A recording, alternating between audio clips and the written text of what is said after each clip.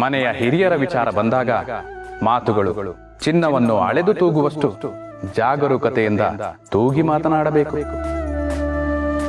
ಮೊದಲೇ ದೈಹಿಕವಾಗಿ ಶಕ್ತಿಯನ್ನು ಕಳೆದುಕೊಂಡಿರುವ ಜೀವಗಳಿಗೆ ನಾವು ಎಲ್ಲರಿಗೂ ಭಾರವಾಗಿದ್ದೇವೆ ಎನ್ನುವ ಭಾವನೆಯೇ ಹೆಚ್ಚು.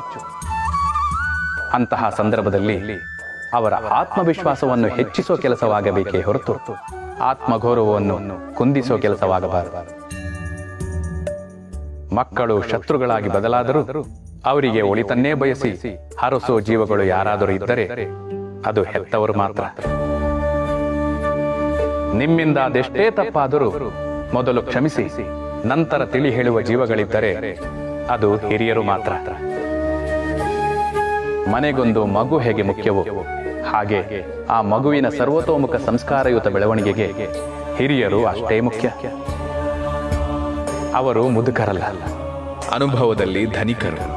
ಅವರು ವಯಸ್ಸಾದವರಲ್ಲ, ಆಯಾಸವಾಗದವರು. ಅವರು ವಯೋವೃದ್ಧರಲ್ಲ, ಶುದ್ಧ ಚೈತನ್ಯರು. ಅವರು ಭಾರವಾದವರಲ್ಲ, ಬಂಗಾರದಂತವರು. ಮನೆಯ ಮೂಲೆಯಲ್ಲ ಅವರು, ಮನೆಯ ಮೂಲವೇ ಅವರು. ಹಿರಿಯರಿಲ್ಲದ ಮನೆ ಗರಿಗಳಿಲ್ಲದ ಕಲ್ಪವೃಕ್ಷವಿದ್ದಂತೆ. ಹೆತ್ತವರಿಲ್ಲದ ಜೀವನ ರೆಂಬೆ ಕೊಂಬೆಗಳಿಲ್ಲದ ವಟವೃಕ್ಷವಿದ್ದಂತೆ. ಭೂಮಿಯ ಮೇಲೆ ಮಕ್ಕಳಿಡುವ 2 ಹೆಜ್ಜೆಯ ಜಾಗ ತಂದೆ ತಾಯಿಯರ ತ್ಯಾಗ. ಹೊಟ್ಟಿನಿಂದ ಸಾವಿನವರೆಗೂ, ಗರ್ಭದಿಂದ ಮಸಣದವರೆಗೂ, ತೊಟ್ಟಲಿನಿಂದ ಚಟ್ಟದವರೆಗೂ ನೀವಾಡೋ ಮಾತು, ನಿಮ್ಮ ನೋಟ, ನಿಮ್ಮ ಉಸಿರು, ನಿಮ್ಮ ರಕ್ತದ ಪ್ರತಿ ಕಣಕಣವು ನಿಮ್ಮ ಹೆತ್ತವರು ನಿಮಗೆ ನೀಡಿರುವ ಭಿಕ್ಷೆ.